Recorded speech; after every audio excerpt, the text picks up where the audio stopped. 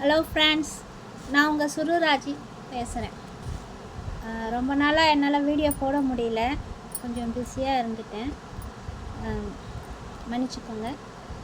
இப்போது நான் எழுதின 5வது கதையை நான் உங்களுக்கு சொல்ல போகிறேன். இது சுருராஜியின் கதை சொல்லும் நேரம். என்னோட 5வது கதையின் தலைப்பு தரிசனம். நம்ம எல்லாம் கோயிலுக்கு போய் சாமியை பார்க்கறது தான் தரிசனம் பார்க்கணும், தரிசனம் பார்த்தோம் அப்படின்னு சொல்லுவோம். ஆனால் இப்போ இருக்கிற காலகட்டத்தில் நம்ம கூட இருக்கிறவங்களையும் சரி, நம்மக்கிட்ட நல்லா பேசி பழகிறவங்களும் சரி, இப்போது மாறி வர காலத்தில் அவங்கள பார்த்து பேசுகிறதுக்கு கூட நம்மளால் முடியல. அந்த அளவுக்கு டைம் இல்லாமல் பிஸியாக எல்லாருமே பரபரப்பாக போயிட்டுருக்க ஒரு காலகட்டம். திடீர்னு ஏதாச்சும் அவங்கள பார்த்து நம்ம பேசணும்னா அதுவே நம்மளுக்கு ஒரு தரிசனம் தான். அப்பா, ரொம்ப நாளாச்சு உங்களை பார்த்து, எப்படியோ நான் இன்றைக்கி உங்களை பார்த்து நான் பேசிட்டேன் அப்படின்னு சொல்லிக்கிட்டே நம்ம அவங்கக்கிட்ட பேச ஆரம்பிப்போம்.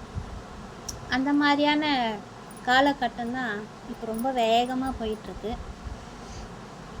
எல்லாருமே இப்போ ஃபோன், வாட்ஸ்அப் இந்த ஒரு குறுகிய வட்டத்துக்குள்ளே அடங்கிட்டாங்க.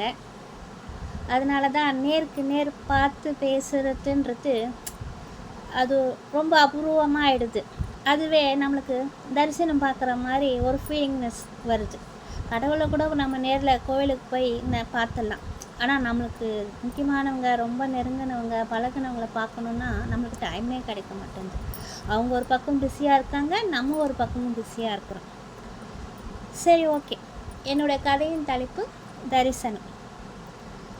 ஏடுகொண்டலவாடா, வெங்கட்ரமணா, பார்த்தசாரதி, பத்மநாபா, கோவிந்தா கோவிந்தா என்ற பக்தி பரவசத்தில் ரங்கநாதனும் அவன் மனைவி பத்மாவும் கூறிக்கொண்டே படிக்கட்டில் வேகமாக ஏறி பக்தர்களின் பின்னாலேயே சென்றார்கள். அவர்களுக்கு பின்னால் மெதுவாக ஆடி அசைந்து வரும் தங்கள் மருமகன், பேரக்குழந்தைகள் அருண், பிரியா மெதுவாக வேடிக்கை பார்த்து கொண்டே வந்தார்கள். என்ன இது, இப்படி மெதுவாக வந்தீர்கள் என்றால் எப்படி? இந்த வயதான காலத்தில் நாங்களே வேகமாக நடக்கின்றோம்.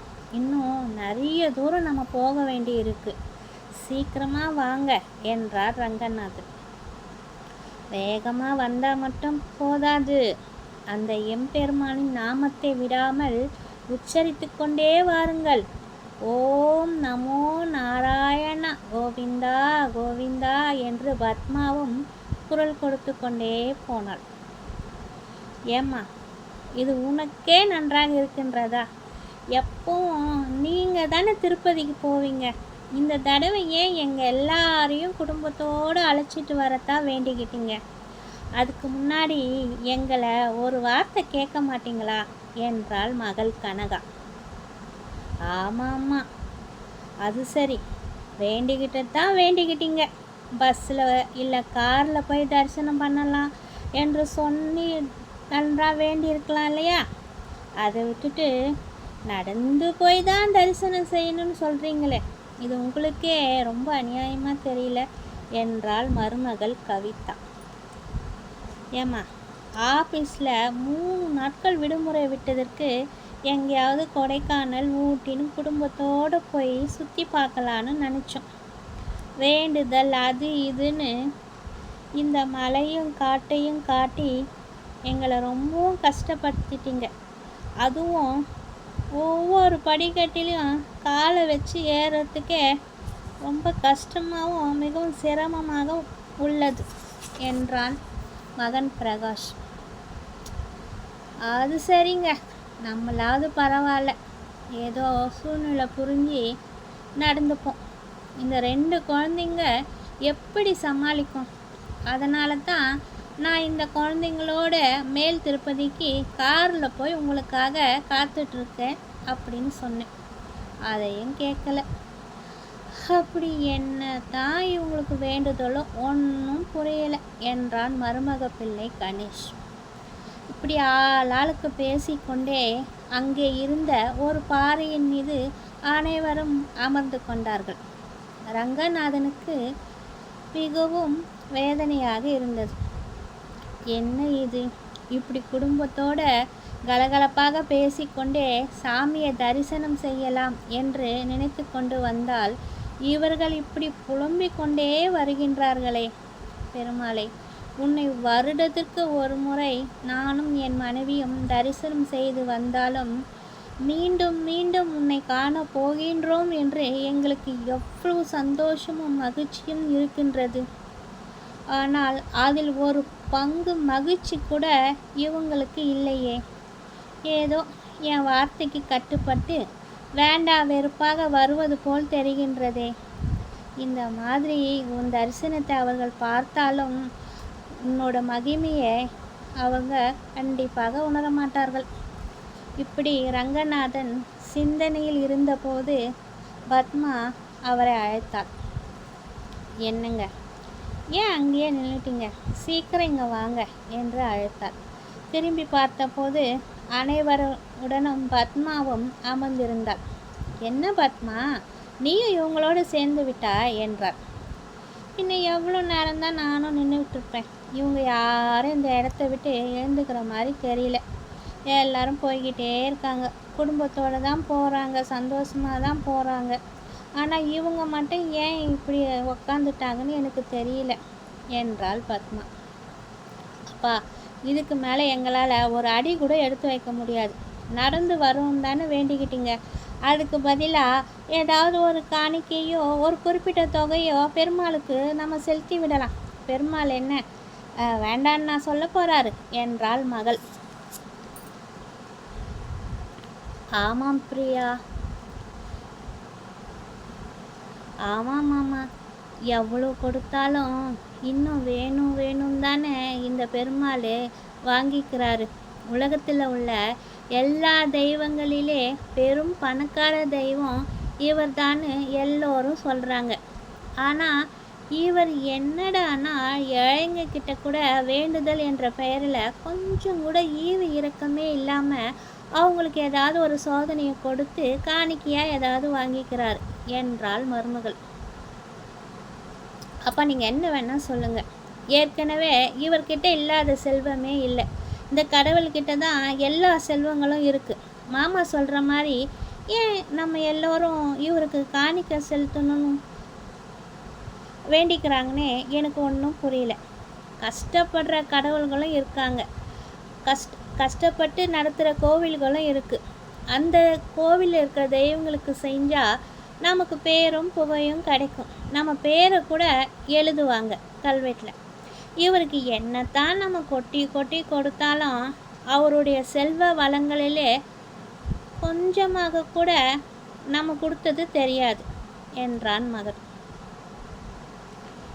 என்ன வேண்டுதலோ என்னமோ, என்னத்தான் இருந்தாலும் இப்படி நடந்து போய் நம்ம உடம்ப நாமே கஷ்டப்படுத்திக்கிட்டு அப்படி தான் இந்த தெய்வத்தை தரிசனம் பண்ண வேண்டிய அவசியம் என்னன்னு எனக்கு புரியல. பக்கத்து தெருவில் இருக்கிற எங்கள் அம்மா வீட்டுக்கு நான் காரில் தான் போவேன். அப்படிப்பட்ட என்ன வேணுமுன்னே பழி வாங்கிறதுக்காகவே இப்படி நடக்க வச்சு கஷ்டப்படுத்துறீங்கன்னு எனக்கு நல்லாவே புரியுது என்று பொரிந்து தள்ளினாள் மருமகள். பெருமாளே, இது என்ன எனக்கு நீ வைத்த சோதனை? எந்த வருடமும் இல்லாமல் இந்த வருடம் உன் கோயிலுக்கு வரும்போதே இத்தனை தடைகளா? எனக்கு ஏன் இந்த நிலைமை? சரி, இதுக்கு மேலேயும் விருப்பம் இல்லாத இவர்களை கஷ்டப்படுத்தி உன் சன்னிதானத்துக்கு அழைச்சிக்கிட்டு வர எனக்கு விருப்பம் இல்லை. நடக்கிறது நடக்கட்டும். எப்பவும் போல நானும் என் மனைவி பத்மாவை மட்டுமே உன் கோவிலுக்கு நடந்தே வரும். என் குழந்தைங்க பேசினது எல்லாம் நீ மன்னிச்சிடுப்பா. உன் பெருமைகளை எல்லாம் தெரியாமல் பேசிட்டாங்க. அவங்கள நீ கோபத்தில் எதுவும் சோதிச்சிடாதப்பா என்று மனமுருக வேண்டினார் ரங்கநாதன். என்னங்க இது, இவங்க இப்படி பேசிக்கிட்டே போகிறாங்க, பதிலுக்கு நீங்கள் எதுவும் பேசாமல் இருந்தால் என்ன அர்த்தம் என்று பத்மா கேட்டாள். சட்டென்று சுயநினைவுக்கு வந்த ரங்கநாதன், சரிப்பா, சரிம்மா. கீழ் திருப்பதியிலேருந்து மேல் திருப்பதிக்கு உங்களை எல்லாரும் அழைச்சிட்டு வர்றதா வேண்டிக்கிட்டது என் தப்பு தான். இப்போது ஒன்றும் பிரச்சனை இல்லை. நீங்கள் கொஞ்சம் தூரம் நடந்து வந்ததே போதும் எனக்கு. இதுக்கு மேலே உங்களை சிரமப்படுத்த நான் விரும்பலை. கொஞ்சம் தூரம் வந்ததுக்கே நீங்கள் பேசுனதெல்லாம் என்னால் கேட்க முடியல. இதுக்கு மேலேயும் நீங்கள் எல்லோரும் நடந்து வந்தால் இன்னும் என்னென்ன பேசுவீங்களோ எனக்கு மிகவும் வேதனையாக இருக்கிறது. நானும் உன் அம்மாவும் மட்டும் நடந்தே மேல் திருப்பதிக்கு போகிறோம். நீங்கள் எல்லோரும் உங்கள் விருப்பப்படியே கீழே இறங்கி கார்லேயே மேல் திருப்பதிக்கு வாங்க, அங்கே நான் உங்களை சந்திக்கிறேன் என்று கூறிவிட்டு விறுவிறுவென்று பத்மாவின் கைகளை பிடித்து மேலே சென்றார். பத்மா ஏதோ பேச வாய் எடுத்தாள். கண்களாலே பேச வேண்டாம் என்று கூறிவிட்டதால் பத்மாவும் அமைதியாக அவரோடு படிக்கட்டில் நடந்து சென்றார். அப்பா என்று அழைக்கும் குரலை கேட்டும் திரும்பி பார்க்காமல் மேலே சென்று விட்டார்.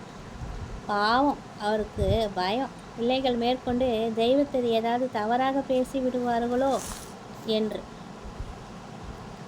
அப்பாடா, எங்கள் மாமா நம்மளை மீண்டும் அது இதுன்னு ஏதாவது சொல்லி நடந்து வர சொல்லி கட்டாயப்படுத்துவாரோன்னு பயந்தே போயிட்டேன். நல்ல வேலை, நம்ம விருப்பத்திற்கே விட்டு விட்டார் என்றான் கணேஷ்.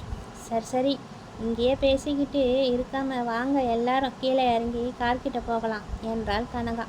குழந்தைகளை அழைத்து கொண்டு வேகமாக கார் நிறுத்தியிருந்த இடத்திற்கு வந்து சேர்வதற்குள் அனைவருக்கும் போதும் போதும் என்று ஆகிவிட்டது. அப்பாடி, கொஞ்சம் தூரம் நடந்து சென்று மீண்டும் திரும்பி வந்ததற்கே நம்மளால் முடியலையே. இன்னும் மேல் திருப்பதி ஏறி போயிருந்தோம், அவ்வளவு தான் நம்ம நிலைமை என்ன ஆகியிருக்குமோ. அப்பாடி, இதுக்கே இந்த மூச்சு வாங்குதே என்றாள் கவிதா. அப்பா அம்மா பசிக்குது என்று அருணும் பிரியாவும் கேட்க ஆரம்பித்தார்கள். ஆமாம், எனக்கே லேசாக பசி எடுக்குது. சரி வாங்க, இங்கே பக்கத்தில் எங்கேயாவது ஹோட்டல் இருக்குதான்னு பார்க்கலாம் என்றான் பிரகாஷ். இப்படி பார்த்து கொண்டே சிறிது தூரம் சென்றதில் ஒரு நல்ல சுத்தமான ஹோட்டல் அவர்கள் கண்களில் பட்டது. இங்கே இருக்கிறதுலையே இந்த ஹோட்டல் தான் பார்க்கறதுக்கு டீசெண்டாகவும் கொஞ்சம் சுத்தமாகவும் இருக்கின்றது. இந்த ஹோட்டல்லையே சாப்பிட்லாம் என்று கூறிக்கொண்டே ஹோட்டலுக்குள் சென்றார்கள். ஆளாளுக்கு என்ன வேண்டுமோ கேட்டு வாங்கி சாப்பிடுங்க என்றதும் அனைவரும் அவர்கள் விருப்பத்திற்கு நன்றாக ஆர்டர் செய்து சாப்பிட்டார்கள். கடைசியில் பில் 1000 தொட்டிருந்தது. என்ன இது, 5 ஸ்டார் ஹோட்டலில் கூட நம்ம இந்த விலையில் சாப்பிட்ருக்க மாட்டோமே. பெருமாள் தான் பக்தர்களிடம் காசு வாங்குகிறார் என்றால் இங்கே இருக்கும் ஹோட்டலில் கூட இப்படித்தான் காசு அநியாயமாக வாங்குகின்றார்களோ என்று கூறிக்கொண்டே பிரகாஷும் கணேஷும் ஆளுக்கு பாதி காசு போட்டு பில்லை செட்டில் பண்ணினார்கள். பிறகு கார் பார்க்கில் வந்து காரை எடுத்துக்கொண்டு கார் பார்க்கிங்கை விட்டு வெளியே வந்தவுடன் கார் நின்று விட்டது. என்னடா இது என்று கனகா கேட்க, தெரியவில்லையாக்கா, இருங்கள் பார்க்கிறேன் என்று பிரகாஷ் காரை செக் செய்த போது காரில் சுத்தமாக பெட்ரோல் இல்லை என்று தெரிய வந்தது. என்ன இது, வரும்போது தானே டேங்க் ஃபுல்லாக பெட்ரோல் போட்டு கொண்டு வந்தோம், அதற்குள் எப்படி காலியாக போனது என்று புரியாமல் தவித்தான். என்னங்க, என்னாச்சு என்று கவிதா கேட்க, சுத்தமாக காரில் பெட்ரோல் இல்லை என்று பிரகாஷ் கூறினான். என்னடா நீ, வரும்போதே பெட்ரோல் இருக்கா இல்லையான்னு கூட நீ பார்க்க மாட்டியா என்று கனகா கோபமாக கேட்டார். ஐயோ அக்கா, வரும்போதே பெட்ரோல் டேங்க் ஃபுல்லாக போட்டுட்டு பெட்ரோல் போட்டுட்டு தான் வந்தேன். ஏன், நடுவழியில் கூட ஒரு பெட்ரோல் பங்கில் ஃபுல்லாக பெட்ரோல் போட்டேன், காலியாக சான்ஸே இல்லை என்று பிரகாஷ் கூறிவிட்டு பிறகு கணேஷை நோக்கி, ஏமாம்மா, நீங்கள் தானே அந்த பெட்ரோல் பேங்க்கில் வேலை செய்யும் பையனிடம் ஃபுல்லாக பெட்ரோல் போட சொன்னீங்க என்று கேட்டான். ஆமாம் மாப்பிள்ள, நான் தான் அவங்கிட்ட சொல்லையா 1000 ரூபாய் கொடுத்து டேங்க் ஃபுல்லாக பெட்ரோல் நிரப்ப சொன்னேன், அப்புறம் எப்படி காலியாகியிருக்கும் என்று கவலைப்படுவது போல் கூறினான். எனக்கு புரிஞ்சு போச்சுடா, அந்த பெருமாள் தான் நம்மளை வேணும்னே இப்படி சோதிக்கிறார் என்று கனகா கூறினார். என்னக்கா நீ, வேற ஏதாவது வளராத என்றான் பிரகாஷ். இல்லைங்க, அண்ணி சொல்கிறதும் கரெக்ட் தான். கார் இருக்கிறதுனால தானே இவங்க நடந்து வரல என்று அந்த பெருமாள் தான் நம்மளை இப்படி பழி வாங்கிறதுக்காக பெட்ரோல் இல்லாமல் பண்ணிட்டாரோ என்று கவிதா ஆத்திரப்பட்டார். நீ வேற கவிதா, அந்த சாமிக்கு வேற வேலையே இல்லையா நம்மளை பழி வாங்கிறது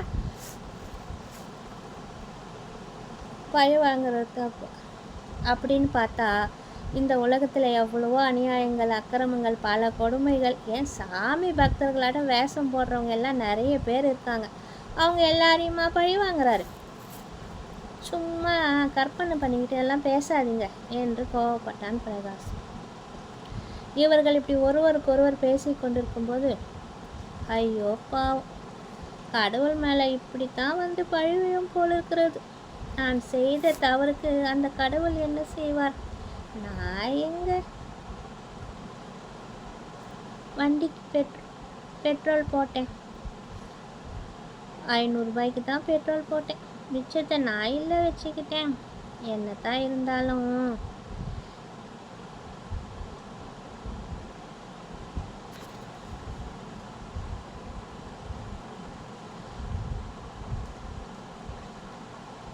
திருப்பதிக்கு போகிறதுக்கு எதுக்கு அவ்வளோ பெட்ரோல் போடணும்னு பாதி காசை நானே எடுத்துக்கிட்டேன்.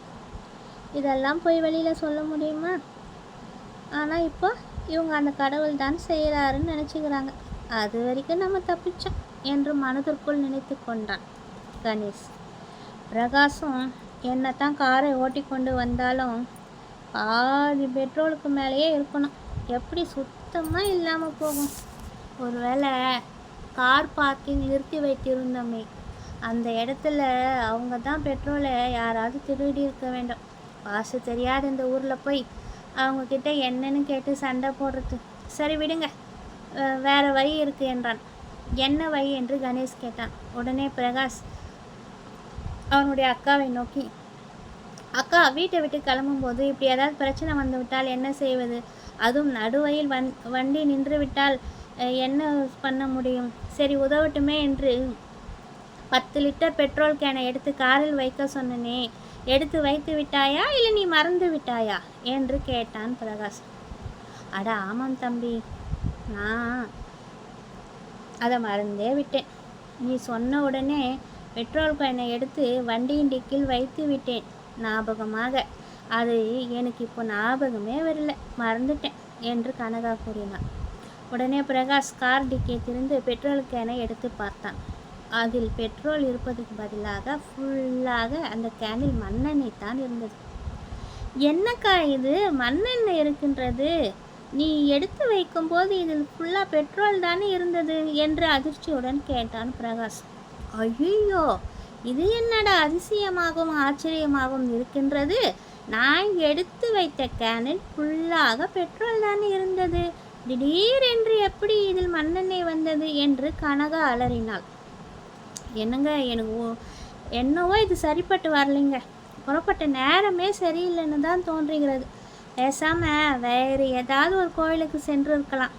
உங்கள் அப்பா அம்மா பேச்சை கேட்டு இந்த பெருமாள் கோயிலுக்கு திருப்பதிக்கு வந்தோம் பாருங்க, அதனால தான் நடக்கக்கூடாதெல்லாம் நடக்கிறது என்று கவிதா புலம்ப ஆரம்பித்தாள்.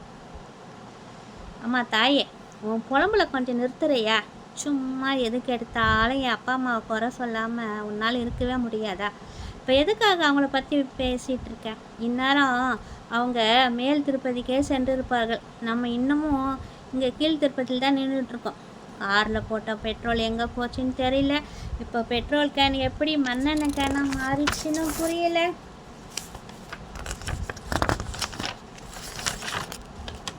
எனக்கு ஒன்றுமே புரியல, என்ன செய்கிறதுனே தெரியல என்று பிரகாஷ் புலம்பிக் கொண்டிருக்கும் போதே, ஏதோ இது தெய்வத்தின் திருவிளையாடல் தான் என்று கவிதாவும் கணேசும் நினைத்து கொண்டிருக்கும் போதே கனகா மட்டும் உள்ளுக்குள் புலம்ப ஆரம்பித்தாள்.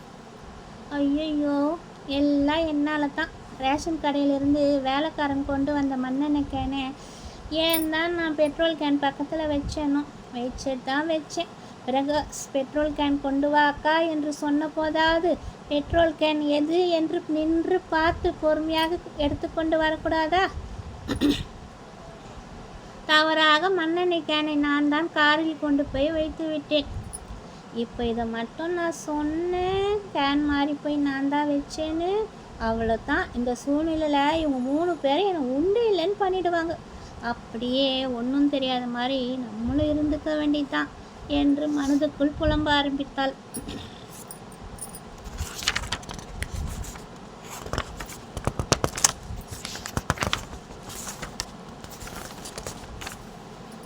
இப்படி ஆளாளுக்கு யோசித்து கொண்டிருக்கும் போதே கணேஷ், சரி இப்படியே நின்றுக்கிட்டு இருந்தோம் வேலைக்கே ஆகாது.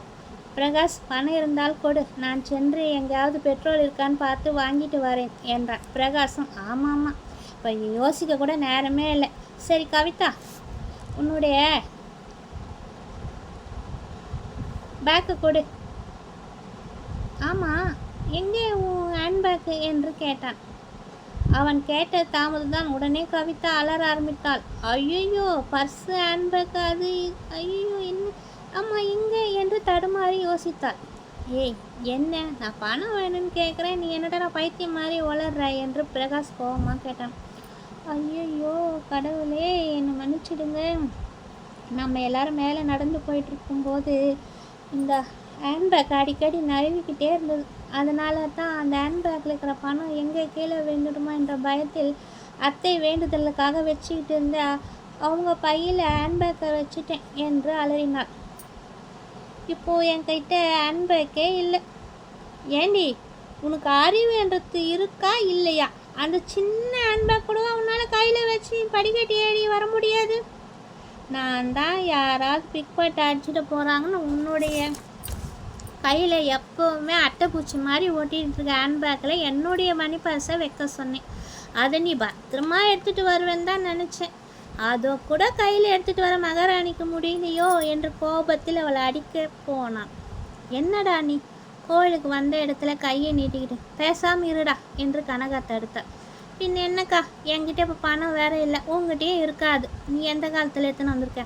இப்போ என்ன பண்ணுறதுன்னே எனக்கு ஒன்றுமே புரியல என்று பிரகாஷ் அப்படியே தலையை பிடித்து கொண்டு கீழே உட்காந்து விட்டான்.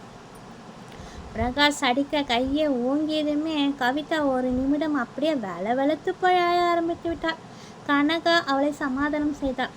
கணேசம், சரி விடுமா, இப்போ என்ன, அத்தை கையில் வச்சுட்டு இருக்கிற பையில தானே ஹேண்ட்பேக்கும் பர்ஸும் இருக்குது, அவங்க கிட்ட போய் நம்ம மேல் திருப்பதி போனதும் வாங்கிட்டா போச்சு என்று கணேசம் சொல்லிக்கொண்டே பிரகாஷையும் சமாதானப்படுத்தி கொண்டிருக்கும் போதே கனகாவும் கவிதாவுக்கு ஆறுதல் சொல்லி அழ வேண்டாம் என்று கூறிக்கொண்டிருக்கும் போதே கவிதா மட்டும் இன்னும் அழுது கொண்டே இருந்தாள். என்னத்தான் இவர்கள் சமாதானம் படுத்தினாலும் அத்தை பையில எங்க நான் பார்க்க வச்சேன், என் உயிரே போனாலும் அதை அவங்கக்கிட்ட நான் ஏன் கொடுக்க போகிறேன், என் கையில் தானே வச்சுக்கிட்டு இருந்தேன். ஹோட்டலில் சாப்பிட போகும்போது ஒரு தடவை கை கழுவ கழட்டி டேபிள் மேலே வைத்தேன். பின்பு சாப்பிட்ற அவசரத்தில் மறந்து போய் வெளியே வந்து விட்டேன். இதை மட்டும் நான் பிரகாஷ்கிட்ட சொன்னேன், அவ்வளோதான். இப்போ போனால் மட்டும் அந்த பர்ஸு என்ன கிடைக்கவா போகுது? இந்நேரம் அந்த பர்ஸு யார் கையில் இருக்கோ, யார் எடுத்தாங்களோ. ஐயோயோ, இதை நான் சொன்னால் கூட என் நிலைமை இன்னும் மோசமாகிடுமே. கோபத்தில் என்னை அடித்தே கொன்னாலும் கொன்னுடுவானே. அவனை நம்பி கூட நான் பர்ஸை கொடுக்க மாட்டேனே, ஹேண்ட்பேக்கை கொடுக்க மாட்டேனே. ஐயோயோ, என்னடா இது. அப்படியே வாயை மூடிக்கிட்டு ஊருக்கு திரும்பி போகிற வரைக்கும் அமைதியாக இருந்துட வேண்டியதுதான். இப்படி அவள் மௌனமாக அழுது கொண்டிருக்கும் போதே கணேஷ், எனக்கு என்னவோ இந்த பெருமாள் மேலே தான் கோபம் வருது. நம்ம என்ன தப்பு செஞ்சோம்னு நம்மளை இப்படி ரொம்பவும் சோதிக்கிறாருன்னு எனக்கு ஒன்றுமே புரியல என்று கூற கனகாவும் ஆமாம்மா, இவர் சொல்கிறது தான் சரி. தெய்வம்னா மனுஷங்க தப்பு செஞ்சாலும் மன்னிக்கோன்னு சொல்லுவாங்க. இவர் என்னடானா நமக்கு சோதனை மேலே சோதனை தந்துட்டே இருக்கிறாரு என்றாள். சிறிது நேரம் மௌனத்திற்கு பிறகு, ஆமாம், நம்ம பாட்டுன்னு பேசிக்கிட்டே இருக்கமே, நம்ம குழந்தைங்களை எங்கே காணும், கொஞ்ச நேரம் சத்தத்தையே காணும் என்று கனகா கேட்க, அப்போதுதான் அவர்கள் அனைவருக்கும் குழந்தைகளான பிரியாவும் அருணும் அங்கே இல்லாததை கண்டு திகைத்தார்கள். நம்ம கூட குழந்தைங்க இருக்காங்க என்ற ஞாபகமே இல்லாமல் நம்ம பிரச்சனைகளை மட்டுமே பேசிக்கிட்டோம், யோசனை செஞ்சுக்கிட்டே இருந்துட்டோமே என்று அலறி ஆளுக்கு ஒரு பக்கமாக தங்கள் குழந்தைகளை என்று தேட ஆரம்பித்தார்கள். அவ்வளோ பெரிய கூட்டத்தில் அவர்கள் எங்கே என்று குழந்தைகளை தேடுவது? கொஞ்ச நேரத்தில் அனைவருக்கும் மயக்கமே வந்து விட்டது. ஐயோ கடவுளே, நாங்கள் எவ்வளோ பெரிய தவறுகள் செய்திருந்தாலும் எங்களை தண்டித்து விடு, எங்கள் குழந்தைகளை எங்கள் கண் முன்னே கொண்டு வந்து விடு, அந்த பெருமாளே நீதான் காப்பாற்றணும், வாய்விட்டு கதறி வேண்டிக் கொண்டார்கள். அங்கே இருக்கும் போலீஸ் ஸ்டேஷனில் போய் கம்ப்ளைண்ட் கொடுக்க சென்ற போது அங்கே இருக்கும் கான்ஸ்டபிள்கள் பணம் கொஞ்சம் கொடுங்க, தகவலை எல்லா இடங்களையும் சொல்லி உங்கள் குழந்தைகளை கொஞ்ச நேரத்திலே கண்டுபிடித்து கொடுத்து விடுவோம் என்று வாய் கூசாமல் பணம் கேட்டார்கள். அந்த சமயத்தில் எவ்வளோ பணம் கொடுத்தாலும் தங்கள் குழந்தைகள் கிடைத்தால் போதும் என்று இருந்தது அந்த 4 பேருக்கும். ஆனால் பணம் அதுதான் இப்போது அவர்களிடம் இல்லை. என்ன செய்வது என்று யோசித்து கொண்டிருக்கும் போதே கவிதா தன்னுடைய நெக்லஸை கழற்றி கொடுத்தாள். இதை பாருங்கள், இங்கே இருக்கும்போது நம்மளுக்கு இதை விட்டால் வேறு வழி இல்லை. ஏதாவது ஒரு அடகு கடையில் இந்த நகையை அடமானம் வைத்தோ அல்லது விற்றோ அந்த பணத்தை கொண்டு வாங்க என்றார். பிரகாசும் வேண்டாம், இந்த நகையை எல்லாம் அடகு வைக்க வேண்டாம், மேல் திருப்பதியில் இருக்க அப்பா அம்மாவை போய் பார்த்து விவரம் கூறி நானே உன் ஹேண்ட்பேக்கை கொண்டு வருகிறேன், அதில் இருக்க என் பர்ஸை எடுத்துக்கொள்கிறேன், நீங்கள் அனைவரும் இங்கேயே இருந்து குழந்தைகள் எங்கே இருக்கிறார்கள் என்று பாருங்கள் என்றான். கவிதாவோ, இதை பாருங்க, நீங்கள் போய் உங்கள் அப்பா அம்மாவை தேடி பணம் கொண்டு வருவீங்க என்ற நம்பிக்கை எனக்கு கிடையாது, அந்த பர்ஸும் அந்த பையில் இருக்குன்னு எனக்கு தோணலை, இதெல்லாம் தெய்வ குத்தம், நம்ம அனுபவிக்கணும்னு இருக்குது, பேசாமல் இந்த நகையை அடகு வைங்க என்று பிரகாஷ் எவ்வளோ தடுத்தும் கேளாமல் கணேஷிடம் நகையை கொடுத்து அனுப்பினார். இந்த சமயம் பார்த்து நானும் எந்த பைசாவும் கொண்டு வரல, எப்பவும் போல் ஃப்ரீயாகவே வந்துட்டேன், அதனால தான் என்னால் உங்களுக்கு உதவி செய்ய முடியல என்று கணேஷ் மிகவும் வருத்தப்பட்டு நகையை வாங்கி கொண்டு சென்றான். அவளுக்கு தெரியும், ஹோட்டலில் வைத்த ஹேண்ட்பேக் இந்நேரம் எந்த பாவையில் கையில் இருக்கோ அது இனிமேல் நம்ம எங்கே இருந்து பார்க்க போகிறோம், அது என்று தான் தன் நகையை கழட்டி கொடுத்தாள். நகையை வாங்கி கொண்டு போன கணேஷ் போன வேகத்திலே திரும்பி வந்தான். நல்ல பொண்ணுமா நீ, இந்நேரம் நான் உன்னால் ஜெயிலுக்கு போக இருந்தேன், நீ கொடுத்த நகை ஒரிஜினல் நகை இல்லை, கவரிங்கு, அந்த கடைக்காரர் என்னை சத்தம் போட்டு போலீஸ் போலீஸ் என்று கத்தி கொண்டு இருக்கும்போதே தப்பித்தோம் பேத்தோம் உயிரை கையில் பிடிச்சிட்டு ஓடி வந்துட்டேன் என்று கணேஷ் கூறும்போது கவிதாவுக்கு மயக்கமே வந்து விட்டது. உடனே பிரகாஷ் தாங்கி பிடித்து கொண்டான். இதுக்கு தான் சொன்னேன், எல்லாமே நம்ப முடியாத அளவுக்கு நடந்துட்டு இருக்கும் போட்டு இது மட்டும் எப்படி சாத்தியமாகும், வேணான்னு சொன்னேன், கேட்டியா? இப்போ மாய மந்திரத்தினால அந்த கடவுள் செஞ்ச ஒரு நம்மளை பழிவாங்கன்ற எண்ணத்தினால ஒரிஜினலில் கவரிங்காக மாற்றிட்டு அவர் பண்ண வேலை தான் இது, நம்ம தங்க நகை கவரிங்காக போனது தான் மிச்சம் என்று புலம்பினான். மற்ற நகைகளை கழட்டி கொடுத்தால் எங்கே அதுவும் தெய்வத்தின் கோபத்தால் கவரிங்காக மாறிவிடுமோ என்று கவிதாவும் பயப்பட ஆரம்பித்தாள். பிரகாஷ் மட்டும் உள்ளுக்குள்ளே கொஞ்சம் சந்தோஷப்பட்டான். அப்பாடா, பிஸ்னஸில் நஷ்டம் வந்து கவிதாவின் நகைகளை விற்று அதற்கு பதிலாக கவரிங் நகைகளை வாங்கி வச்சேன், என்னைக்காவது ஒரு நாள் இது கவிதாவுக்கு தெரிந்தால் என்ன ஆகுமோ என்று பயந்து கொண்டே இருந்தேன். நல்ல வேலை, இப்போ கடவுளால் தான் ஒரிஜினல் நகைகள்லாம் கவரிங்காக மாறி போயிடுச்சுன்னு கவிதாவும் நம்பி விட்டாள். நன்றி கடவுளே நன்றி என்று மனதிற்குள் சந்தோஷப்பட்டான். இப்படி எந்த வழியும் தெரியாமல் போக தங்கள் குழந்தைகளை தேடிக்கொண்டே மெதுவாக நடந்தும் வேகமாக ஓடியும் வேகமாக நடந்தும் அவர்கள் 4 பேரும் மேல் திருப்பதிக்கே வந்து விட்டார்கள். அங்கே என்ன அதிசயம், தாத்தா பாட்டியோடு தங்கள் குழந்தைகளான அருணும் பிரியாவும் நின்று கொண்டிருந்தார்கள். ஓடி சென்று அவர்களை கட்டி தழுவி கொண்டார்கள். எப்படி நீங்கள் 2 பேரும் மேலே வந்து தாத்தா பாட்டியிடம் இருக்கின்றீர்கள் என்று ஆச்சரியமாக கேட்டார்கள். நீங்கள் 4 பேரும் ஒருத்தருக்கு ஒருத்தர் சண்டை போடுவதை பார்த்து நாங்கள் பயந்து அழுது கொண்டே இருந்தோம். அப்போது ஒரு வயதான தம்பதிகள் எங்களை சமாதானப்படுத்தி இங்கே இருக்கிற தாத்தா பாட்டி கிட்ட கொண்டு வந்து சேர்த்தாங்க என்று கூறினார்கள். என்னப்பா இது, இவர்கள் என்ன சொல்கின்றார்கள் எங்களுக்கு ஒன்றுமே புரியவில்லையே என்று கேட்க, அதுக்கு ரங்கநாதன், குழந்தைங்க 2 பேரும் பயந்து உங்களை விட்டு தள்ளி வந்துட்டாங்க. அதனால் யாரோ அவங்கள கடத்த முயற்சி செய்த போது இந்த தெய்வம்தான் தன் துணைவியோடு வந்து குழந்தைகளை பத்திரமாக அழைத்து கொண்டு வந்து எங்களிடம் சேர்த்துவிட்டு மாயமாக மறைந்து விட்டார்கள் என்று கூறினார். அப்போதுதான் அந்த 4 பேருக்கும் ஒரு உண்மை புரிந்தது. உடனே அவர்கள் 4 பேரும் தாங்கள் செய்த தவறுகளை மனதார ஒப்பிக்கொண்டார்கள். அனைவரும் என்னென்ன தவறு செய்தார்கள் என்று கூறினார்கள். தப்பு எல்லாம் நம்ம செஞ்சுட்டு அநியாயமாக அந்த தெய்வத்தின் மேலே பழியை போட்டோம். ஆனால் அப்போ கூட அந்த தெய்வம் நம் குழந்தைங்களை காப்பாற்றிருக்கு. செஞ்ச தப்புக்கெல்லாம் நம்ம எல்லாரும் அந்த தெய்வத்துக்கு காணிக்கை செலுத்த வேண்டும் என்று மனதார கூறினார்கள். அப்போ ரங்கநாதன் கூறினார், இப்போ புரியுதாப்பா, இந்த கடவுளுக்கு ஏன் எல்லா மக்களும் ஓடி வந்து காணிக்கை செலுத்துகிறாங்கன்னு. அது எல்லாம் அவங்கவுங்க செய்கிற பாவத்திற்கும் தப்புக்கும் தான் ஓடி வந்து இந்த கடவுளுக்கு காணிக்கை செலுத்துகிறாங்க. நீங்கள் சொன்னீங்களே, எவ்வளோ கொடுத்தாலும் வேண்டான்னு சொல்லாமல் வாங்கி வாங்கி குவிச்சு வச்சுக்கிறாருன்னு. அது எல்லாம் உங்கள் கண்ணுக்கு நகைகளும் பணமுமாக தான் தெரியுது. ஆனால் அந்த பெருமாளுக்கு அவையெல்லாம் மனிதர்களோட பாவ மூட்டைகளாக தான் தெரியுது. நம்ம எல்லாரும் பாவம் செஞ்சுட்டு அதை பணமாகவோ நகையாகவோ கொண்டு வந்து பெருமாளுக்கு கொடுக்குன்றோம். ஆனால் நம் பாவ மூட்டைகளை அந்த பெருமாள் வேணான்னு சொல்லாமல் எல்லா பாவங்களையும் அவர் ஏற்றுக்கிட்டு நம்ம எல்லோரையும் திருத்துவதற்கான நல்வழியும் காட்டுறாரு. நம்ம சுமைகளை நம்ம எல்லோருமே இறக்கி வச்சுட்டு தான் போகிறோம். ஆனால் அவர் இந்த 7 மலைகளிலும் நம்ம பாவ மூட்டைகளை சுமந்துக்கிட்டு இன்னமும் நமக்காக சுமை தாங்கி போல சுமையை தாங்கவும் தயாராகத்தான் இருக்கிறார். அப்படிப்பட்ட கடவுளை நம்ம நம்பாமல் காரியங்களை எல்லாம் எண்ணி பார்த்து கொண்டே அவரை பார்த்து சென்றால் திரும்பவும் அந்த பாவ காரியங்களில் நாம் ஈடுபட மாட்டோம். அவரின் ஆன்மீக தளத்தில் மூழ்கி நாம் சொர்க்கம் சென்று அடைவதற்கான வழிமுறையை தான் அவர் காட்டுகின்றார் என்று கூறினார் ரங்கநாதன்.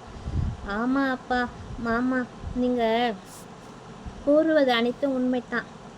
எந்த கோயிலுக்கு சென்று வந்தாலும் இந்த பெருமாள் இருக்கும் கோயிலுக்கு நாம் செல்வதற்கு முன்பே நம் மனதை சுத்தப்படுத்தி விடுகின்றார். காக்கும் கடவுள் ஒருவர் இருக்கின்றார் என்றால் அது நிச்சயம் இந்த பெருமாளையே சேரும். சோதனைகள் பல செய்தாலும் முடிவில் நல்ல பலன்களை அள்ளி தருகின்றார். மனிதன் செய்யும் தவறுகளுக்கெல்லாம் தானே குற்றவாளி போல் காட்சி அளித்து பின்பு அவன் திருந்துவதற்கும் வழி செய்கின்றார் என்று கூறிக்கொண்டே அனைவரும் அந்த பெருமாளின் சன்னதியை நெருங்கிவிட்டார்கள். அந்த திவ்ய சுரூபத்தின் அழகை கண்டவுடன், அவரின் புன்னகை மலர்ந்த சிரிப்பை கண்டவுடன் தங்களையும் அறியாமல் கைகளை மேலே உயர்த்தி, எம்மை காக்க இந்த பூலோகத்தில் குடிக்கொண்டு எங்களின் பாவ மூட்டைகளை சுமந்து எங்களின் பாவங்களை போக்கும் எம்பெருமானே சீனிவாசா, ஏடுகொண்டலவாடா, வெங்கட்ரமணா, பார்த்தசாரதி, பத்மநாபா, ஓம் நமோ நாராயணா, கோவிந்தா கோவிந்தா கோவிந்தா என்று கூறி பக்தி பரவசத்தில் தம்மை மறந்து எம்பெருமானை வாய்விட்டு கூப்பிட்டு கும்பிடுகின்றார்கள். இந்த கதை இத்துடன் முடிந்தது, முற்றும். இந்த கதை பிடிச்சிருந்தா லைக் பண்ணுங்கள், ஷேர் பண்ணுங்கள், கமெண்ட் பண்ணுங்கள். நான் மீண்டும் இன்னொரு கதையில் உங்களை சந்திக்கிறேன். பாய்.